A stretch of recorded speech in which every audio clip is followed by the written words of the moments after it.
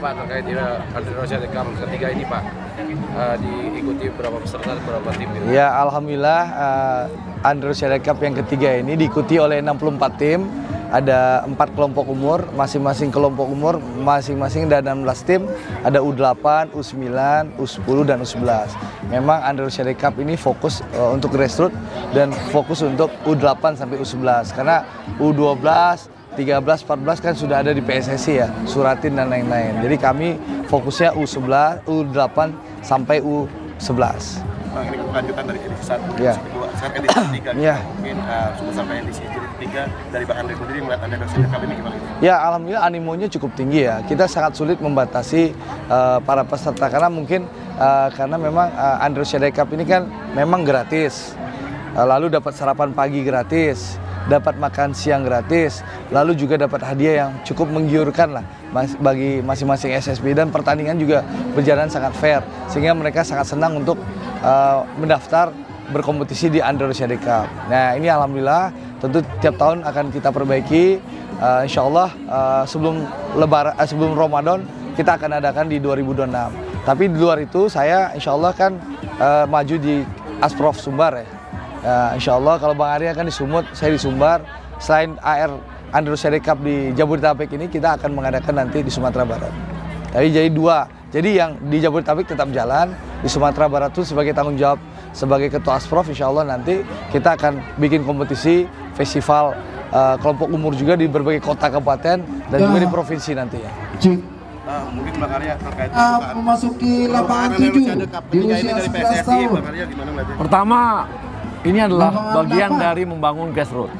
Karena apapun dibilang, anak-anak ini butuh tempat bermain. Mereka bisa belajar berkompetisi tapi ringan, bukan berkompetisi tinggi. Bagaimana mereka bisa happy dengan ini. Dan kita senang karena yang ini udah ketiga kali dibikin oleh Bang Andre. Ketiga kalinya dibuat gratis, kemudian peserta juga diberikan fasilitas makanan dan sebagainya gitu ya.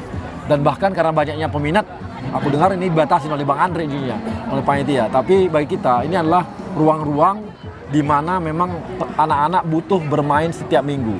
Kami memang berharap harusnya grassroots itu setiap minggu tuh ada bermain-main sepak bola di seluruh Indonesia. Bayangkan kalau kita punya 524 kabupaten kota, setiap minggu ada grassroots bermain-main sepak bola setiap minggu. Itu akan membuat kita akan masuk di kesuratinnya 13. Di Jepang begitu Bang? Jepang begitu. Jadi ini memang kita harapkan banyak orang-orang seperti Bang Andre yang mau turun untuk buat seperti ini, turnamen di mana-mana gitu. Jadi nanti Bang Andre bikin Sumatera Barat nih, kita senang banget. Ada di Aceh, ada di mana-mana, ada di Jawa Barat, Kalimantan gitu ya. Dan memang khususnya kalau di Jawa kan memang perkembangan sepak bolanya bagus banget. Yang berat tuh di luar Jawa. Nah ini memang perlu kita dorong supaya ini banyak nih orang-orang seperti Bang Andre Rosiade membuat hal-hal yang seperti ini. Ini kan hal-hal yang baik untuk sepak bola kita. Dan bagi anak-anak, ini melepas mereka dari gadget loh. Iya kan? Jadi kalau apalagi mereka bermain tiap Sabtu Minggu. Biasanya Sabtu Minggu mereka bermain gadget di rumah, ini bisa bermain sepak bola. Dan itu fisik bagus, untuk mereka juga bagus. Jadi kami terima kasih kepada Bang Andre yang sudah bikin turnamen seperti ini. Dan kami berharap makin banyak orang yang bisa buat seperti Bang Andre.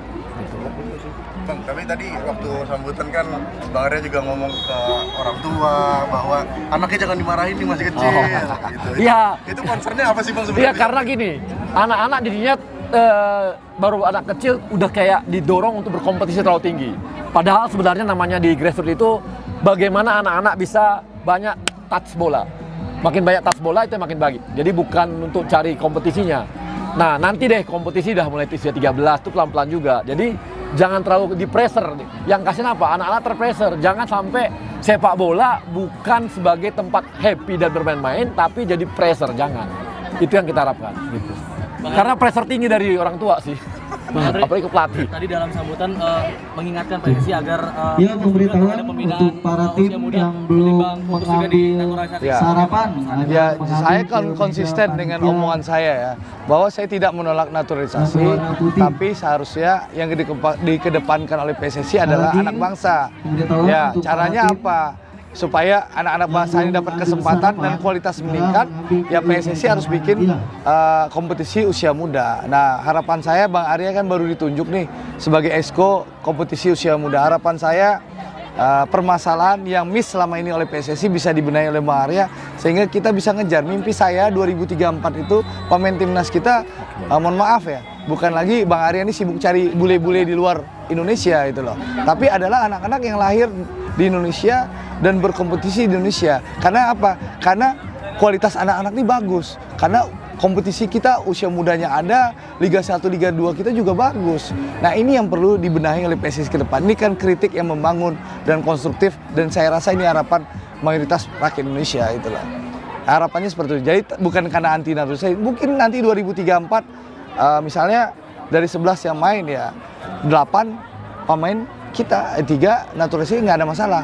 Tapi jangan 9 naturalisasi 2 kita. Nah itu yang ke depan harus kita benahi. Jadi yang sekarang ya memang kita kalah kualitas, kita harus terima. Itu ada cara instan dan shortcut. Tapi ke depan harapan saya 2034 kita masih punya waktu ya Bang. Ya. Masih ada 9 tahun lagi. Insya Allah saya yakin PSSI mampu dan bisa. Terima kasih sudah menonton. Silakan subscribe, like, dan jangan lupa komen di bawah ya Bola Spotter.